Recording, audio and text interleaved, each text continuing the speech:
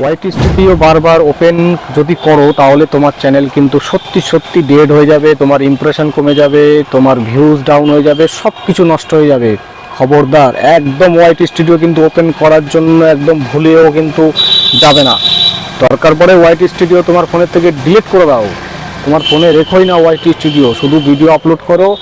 যদি ফোন থেকে video upload করে থাকো তাহলে তোমার ইউটিউব অ্যাপ্লিকেশনের মধ্যে যাও, টাইটেল লাগাও, ডিসক্রিপশন লাগাও, ওইখানেই ভিডিও আপলোড করার পরে ট্যাগ লাগিয়ে দেবে, পরে ওইখান থেকে সব কিছু করে নেবে। ওয়াইটি স্টুডিওর প্রয়োজনই নেই। ওয়াইটি স্টুডিও দিয়ে কী হবে, যেখানে ভিউজ ডাউন হয়ে যাবে, যেখানে ইমপ্রেশন কম হয়ে যাবে, যেখানে ক্লিক থ্রু রেট কম হয়ে যাবে, সেখানে তো আমার ওয়াইটি স্টুডিওর কোনো প্রয়োজন পড়ে না, তাই না?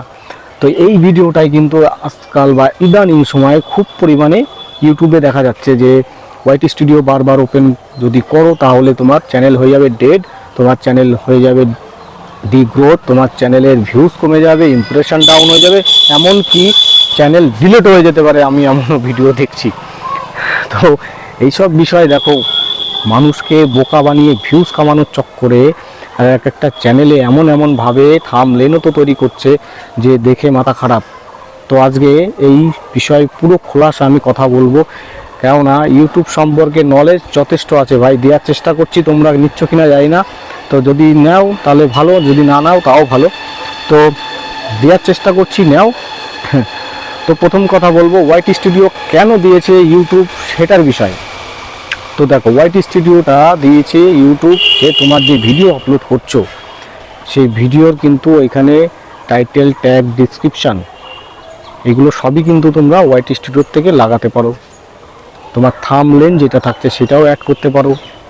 এবং যখন ভিডিও আপলোড করছো, ভিডিও আপলোড করার পরে দেখবে যে নিচে কিন্তু তিনখানা জিনিস পরপর শো হয়, যে কত ভিউজ হলো, ক্লিক থ্রু রেট কত হলো, টোটাল ভিউ ডিউরেশন কত হলো, ঠিক আছে? এই তিনটে কিন্তু শো হয় যখন তোমরা ভিডিও, তো যখন ওয়াইটি স্টুডিও ওপেন করছো তখন কিন্তু এটা দেখতে পাচ্ছ। এবার এইখানে দেখার সঙ্গে সঙ্গে কিছু জিনিস এখান থেকে আমাদের অ্যানালাইজ করতে হয়, কিছু জিনিস এখান থেকে বুঝতে হয়, শিখতে হয় যে যদি কখনো আমরা ভিডিও আপলোড করার পরে যদি আমাদের ভিডিওতে ভিউজ কম আসছে তাহলে কিসের জন্য ভিউজ কম আসছে আমরা কিন্তু এখান থেকে সেটা ভালোভাবে বুঝতে পারি। কিভাবে বুঝতে পারি?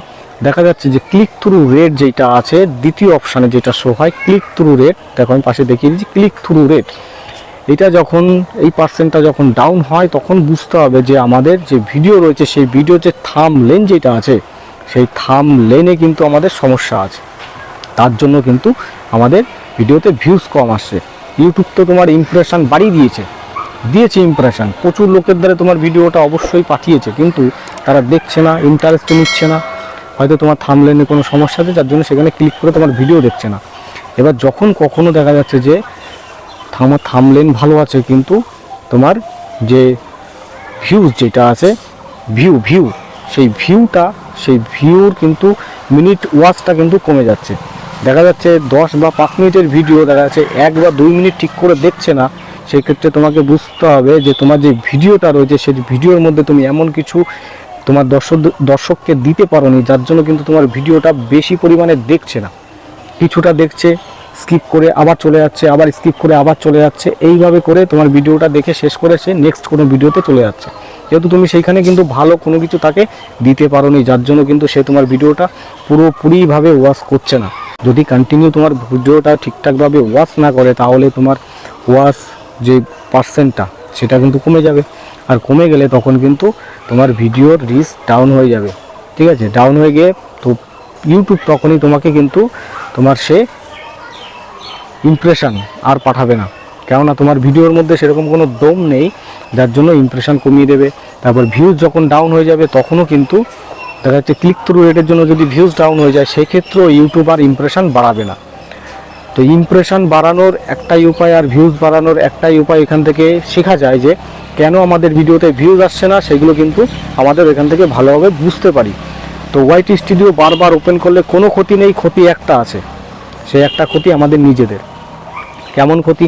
দেখা যাচ্ছে আমরা কোনো ভিডিও আপলোড করলাম, আমরা নতুন ইউটিউবার, নতুন চ্যানেল খুলেছি, নতুন ভিডিও আপলোড করছি, তো যখনই আমরা কোনো ভিডিও আপলোড করছি তখনই কিন্তু আমরা 2 মিনিট, 1 মিনিট, 5 মিনিট, 10 মিনিট, আধা ঘন্টা পরে আমরা একটু রিফ্রেশ করে দেখি যে আমাদের ভিডিওতে কত ভিউজ আসলো।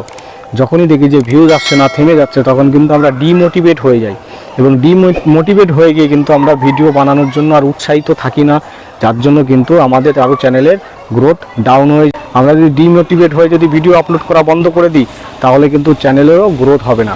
তো লাগাতার ভিডিও আপলোড করতে থাকতে হবে, ডেলি না হোক, একদিন পর একদিন হোক, দুদিনের মাথায় হোক, একটা ভিডিও আপলোড করতে হবে। আর এমন ভিডিও আপলোড করতে হবে যাতে দর্শকদের কাছে ভালো লাগে, দর্শকরা সেই ভিডিওটা ভালো পরিমাণে ওয়াচ করে।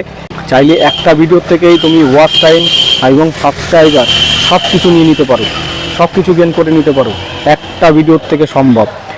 এমনকি এমন বড় বড় চ্যানেল আছে একটা ভিডিওর থেকে লাখ লাখ টাকা পর্যন্ত কামিয়ে নিচ্ছে, তাদের কয়েক লাখ মিলিয়নের উপরে তাদের ভিউজ চলে যাচ্ছে, সেই একটা ভিডিওর থেকে কয়েক লক্ষ লক্ষ টাকা মানুষ এখান থেকে ইনকাম করছে, এবং সেই সব ভিডিওর থেকে প্রচুর পরিমাণে ভিউজ এবং প্রচুর পরিমাণে সাবস্ক্রাইব পর্যন্ত গেইন করছে। তো যেটা বলবো, এইসব উল্টোপাল্টা দিকে একদম কান না দিয়ে, একদম উল্টোপাল্টা ভিডিও ওয়াচ না করে তোমরা নিজেদের কন্টেন্টের পরে ফোকাস করো।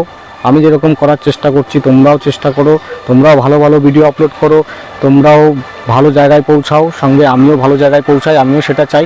তো সবাই চাই একটা ভালো জায়গায় পৌঁছানোর জন্য। তো ভিডিও ভালো লাগলে একটা লাইক করে দেবে, চ্যানেলে নতুন হলে সাবস্ক্রাইব করে সঙ্গে বেল আইকনটি টাচ করে দেবে। Thank you for watching.